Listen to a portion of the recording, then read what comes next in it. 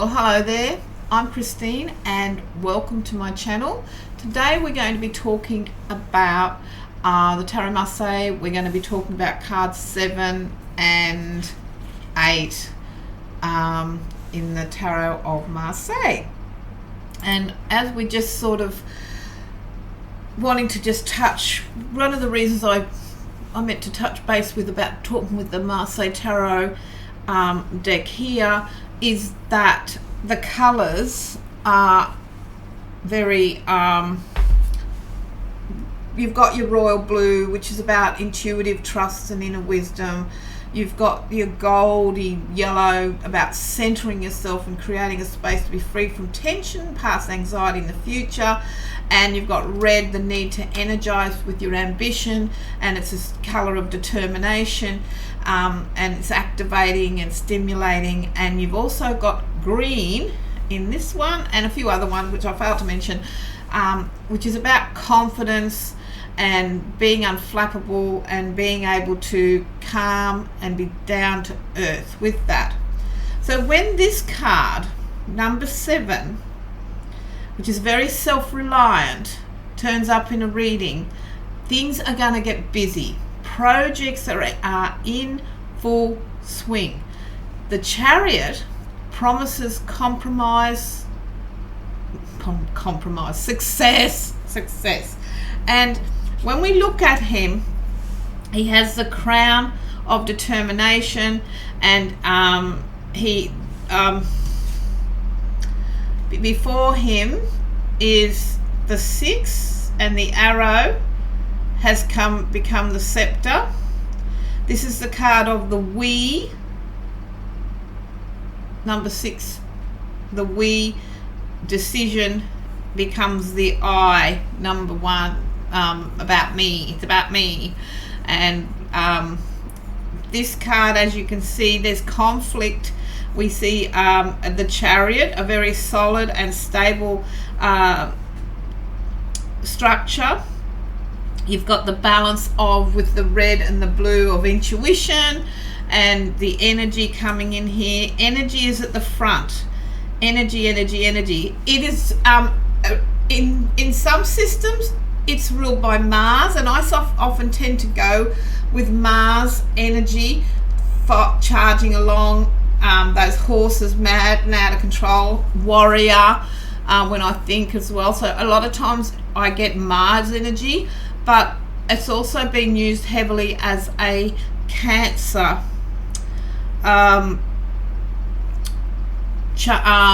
in astrology as well. And in the Marseille suit they have a lot more Cancer symbology with that, and that's okay. You just go with your intuition and how that works for you. It's a number 7, and it's esoteric and symbolic because we have 7 days of the week, 7 chakras, 7 musical notes. It's like this sort of complete cycle within itself. It's a number, so it's quite strong and powerful, and it gets us moving. When it, as I said, when things get, if it turns up in a reading, things are going to get busy. But there's also this conflict between wanting to get it done and wondering about your intuition. Is it the right thing to do? And it's interesting when I talk about Cancer, because I've got quite a few Cancer friends, and they'll say, I'm really wanting to get on with it, and I'm all raring to go, but I'm just wondering, is it the right thing to do? And so that can be a Cancer energy. Let me know if you're Cancer and at times you struggle with this. And the whole idea is to trust that you will be grounded and use your confidence and go with that, because it's a successful card. But he likes things. He's got the crown, he's got all the lovely embellishments, shoulder pads and stuff. He's dressed really well and he's elevated. His Chariot's got a family seal of some sort on it, so he has all the bells and whistles, this person. So he is able to recognize and seize opportunities. So he doesn't spend a lot of time with this. This is not a slow card, it's a fast card. So whilst there is this sort of quick inner reflection going on. It's done in a sort of quickness, in a fast space sort of thing, not sort of needing to sit around and just ponder lots and lots and lots with that when you look at this card.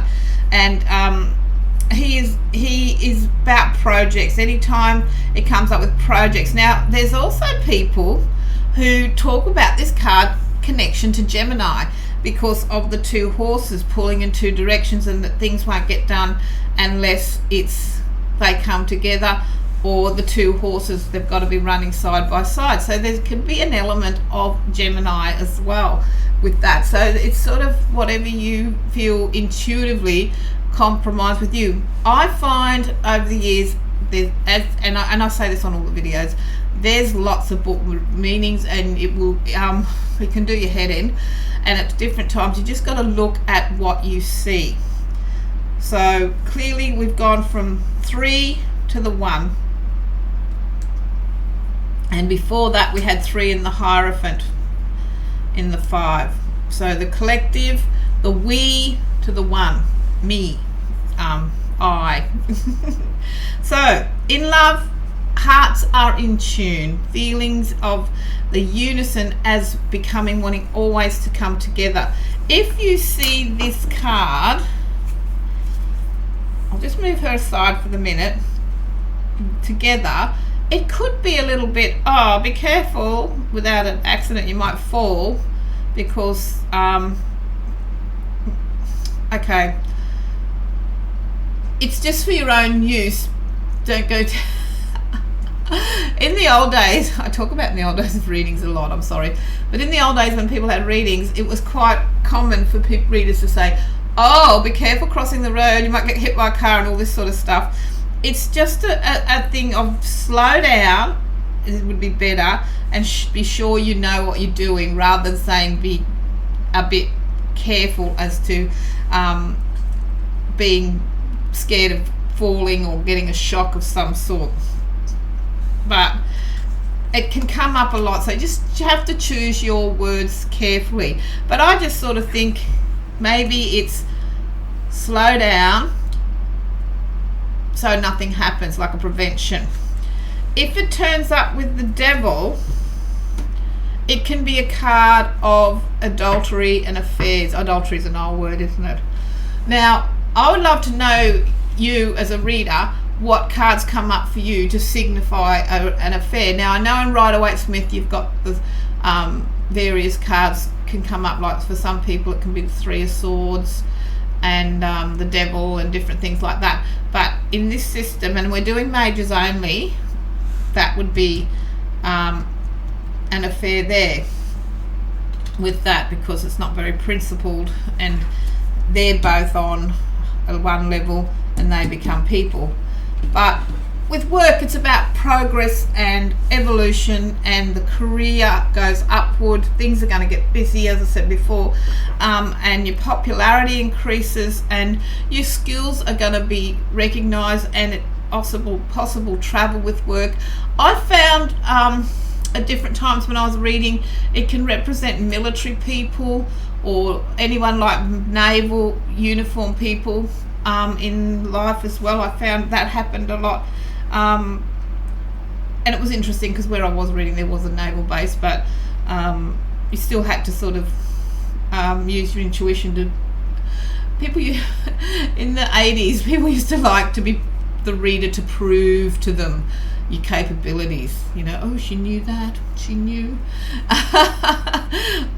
Whereas people have a different viewpoint now, and readings tend to be more let's work through this together and let's look at it and discuss the cards together. It just depends who you're reading for and your situation.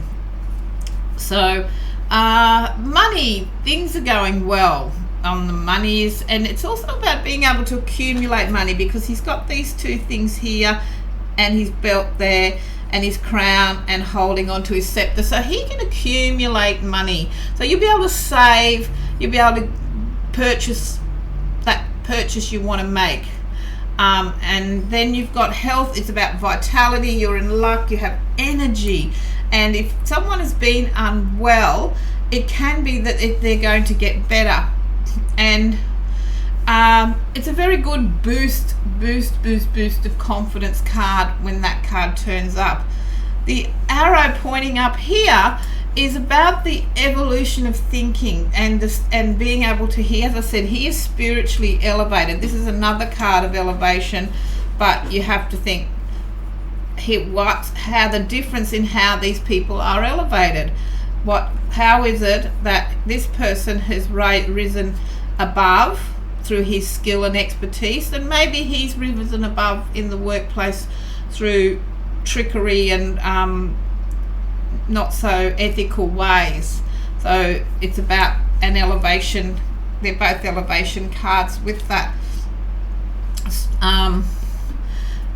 So there's very much about the soul of life because of the Cancer energy and the feeling of the energy. It also lets you know you are on track and your efforts are going to be rewarded. So it's a card of fulfilling what you need to do. So it's a card of success, provided that you pull these in line, because some cards have the reins on them, but in this particular deck, and that you take charge. And everything's fulfilling, and destiny will follow you. It's things go quickly without a hitch on the horizon, so it's a very positive card. Our next card, which I've moved her away, didn't I, is the lovely card number 8 in the Marseilles. We go 6, 7, 8, 9, and she's a card on her own. And we also then go to the Hermit. He's on our own. So we go from people on their own with the Magician, the High Priestess, the Empress, the Emperor. Then we get into groups of people with the Hierophant and the Lovers. He's on his own, and then we're back to people on their own again until we get to the Wheel of Fortune, which is a whole new thing with the animals and the wheel and everything, which is another discussion. So card number 8, as the we also, just while I'm still on here, you look to what he's looking at. So maybe he's got to quickly rush forward to if these two cards come up, the decision will be made, but you'll be rushing forward and doing it very quickly, and you'll trust that you will make the right decision because you're very focused and you know what you want, and you're using a past example because he's looking to the past. With the Justice, the scepter gets replaced with a sword. It's about a fixed point of balance because there's the scales there. They're the first two things that often jump out to us in this card, and the crown becomes a headdress of learning and respect and being viewed for what you have succeeded with in a academic sort of level with that. You've got to look at the facts and accept them, and you've got to know about the rules of things. So if you're going to look at the symbols, often whatever card has to her left is what needs cutting out. So hypothetically, if someone was to say, I'm going to talk more about her. We'll come back to the sword, and then it'll be all right. So she structures and legalizes projects where he's got projects busy racing around. In love, everything's stable. A commitment is made. For some people, this can be a marriage card, and for some people, it can be a divorce. It just depends which card is on the other side and the context of what's being asked. In work, it's official. Contracts are coming in to be signed. You have the paperwork filled out, and you know what you're doing with the job. You have that sort of company. I've worked for myself nearly all my life, so you have that sort of work contract signed and sorted. It can also be hiring people. It can be about exams, and as obviously court questions. People come about court questions. How am I going to go in court? I've had some really serious court questions over the years, and interesting court questions. And for me, I just say the cards how I see the cards, and I'm very practical and down to earth. I'm not but every reader has their own style, and as a reader you will attract the right client for you as to your energy and your style and communication style, because there's no right or wrong way.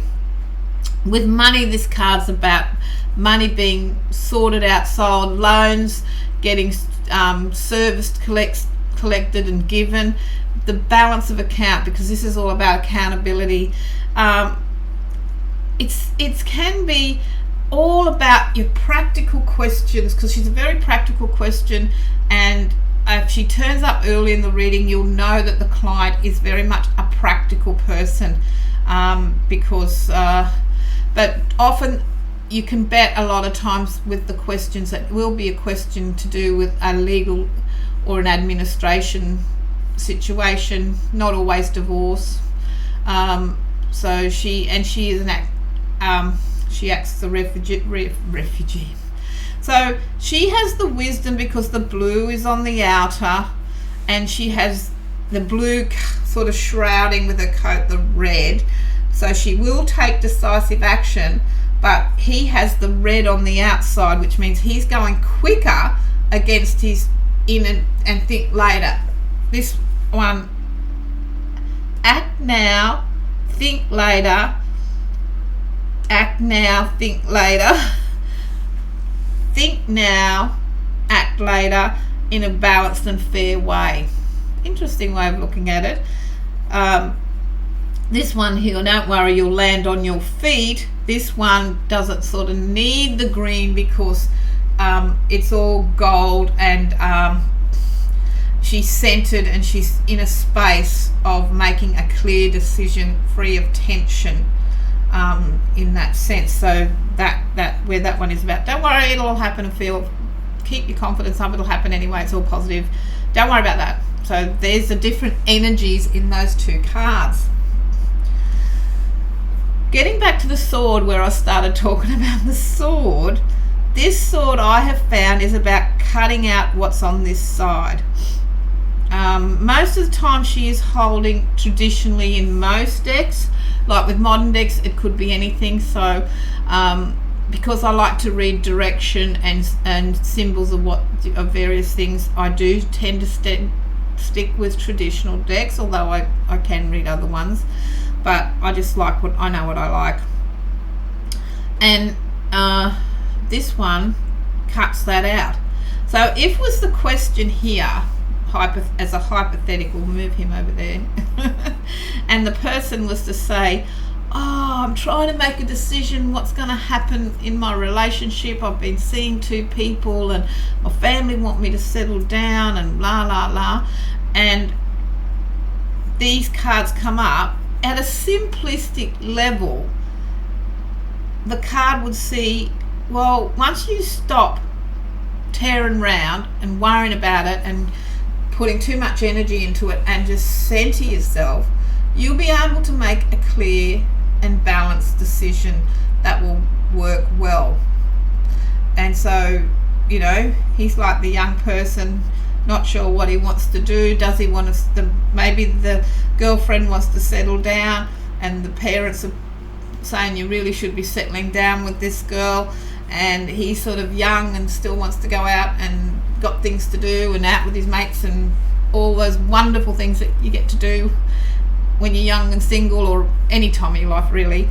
And she says, well, if you just center yourself and spend a week at home and get to know yourself and get in touch with yourself again, you will make the right decision for you at this time. And that is as simple as that can be with that.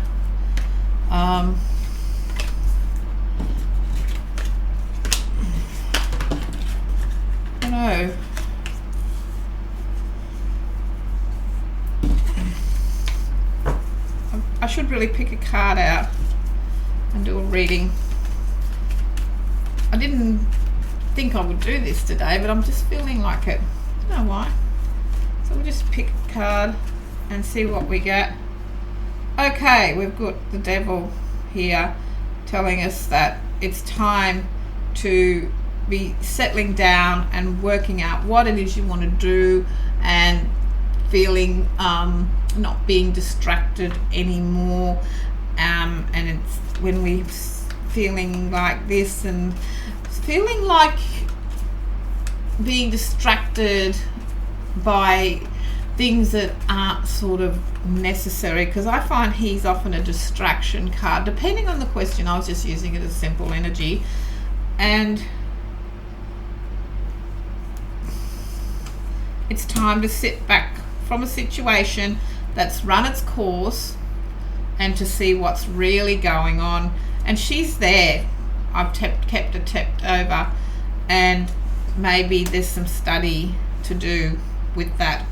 That's just a general reading for the collective. I don't know, I just sort of felt drawn to do that, to just see what cards would come up. May make sense to you, but it was just a guide to sort of show you how to work with your cards. And or another way, if you want to practice, you can just get your cards, give them a shuffle and think about them, and then keep turning them over till you get the card that we talked about today. There she is.